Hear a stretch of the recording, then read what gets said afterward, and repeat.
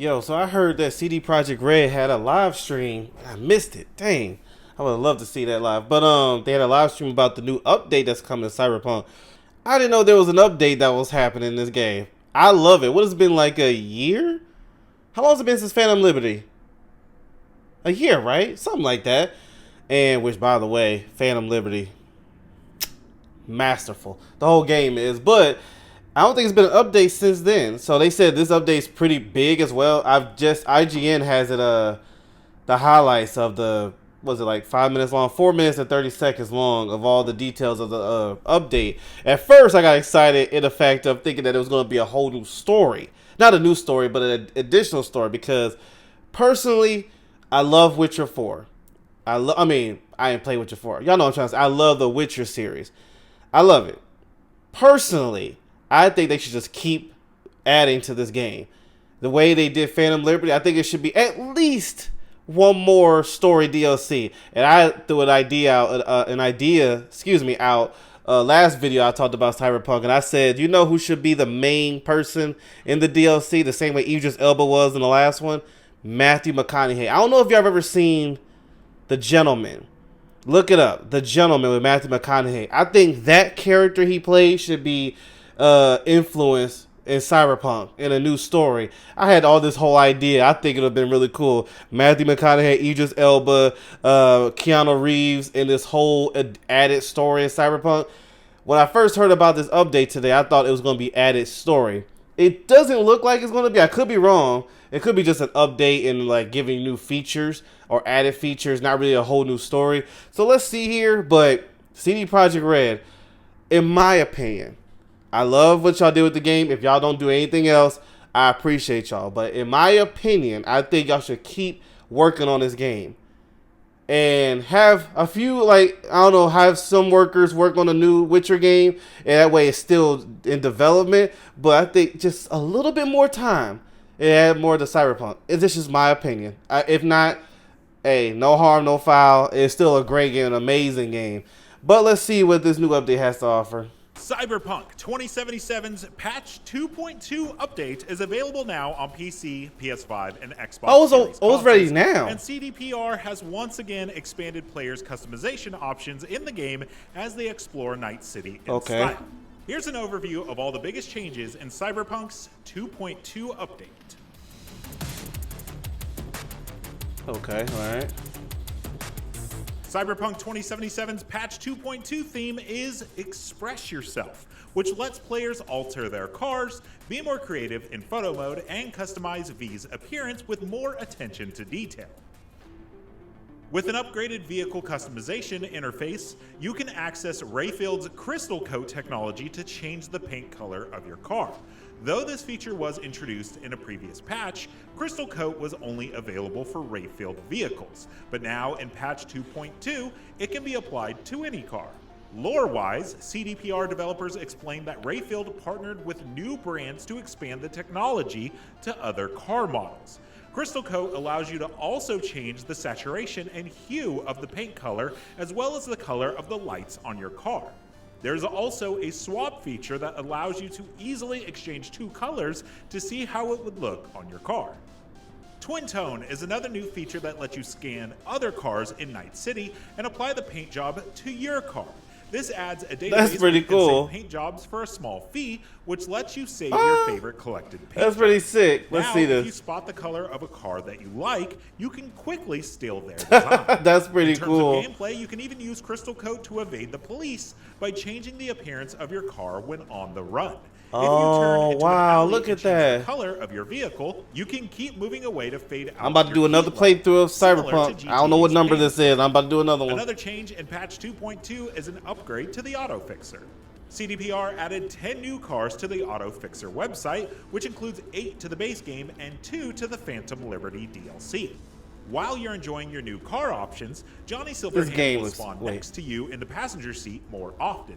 That's cool. He will appear about 25% of the time in your car. This change is intended to increase Johnny's presence of always being around. Nice. You can enjoy more of his classic charm with some insults sprinkled in. You can even use photo mode when Johnny is seated next to you in the car.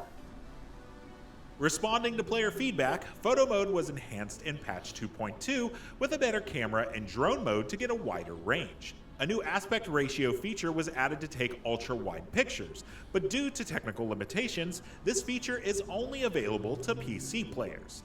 Still, the updated photo mode offers more options in its reworked interface, with new lighting choices and additional depth of field options. CDPR like how you hopes can move to that provide camera, more convenience that light to up Cyberpunk top players without needing to rely on mods for the perfect shot.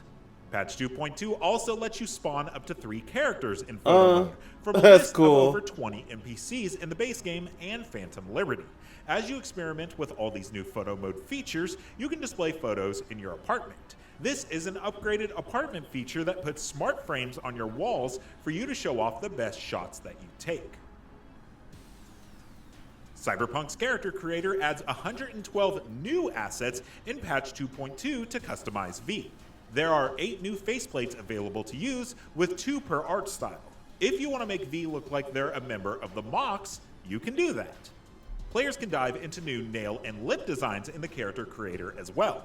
Similarly, you can lean into the various brands found in Cyberpunk 2077 to display these logos on V's body. If you can't decide, there's a new randomizer in the character creator with a plane to punk slider to influence your appearance. You can lock specific assets too, and then continue with the randomizer to perfect V's look. And those are just the biggest changes in Cyberpunk's patch 2.2 update. In every Cyberpunk 2077 patch, there seems to always be new changes that the developers I like that for right there. players That's to cool. discover. So be on the lookout as you explore Night City, and we will as well. And for everything else video games, stick with IGN. That's cool. I like that.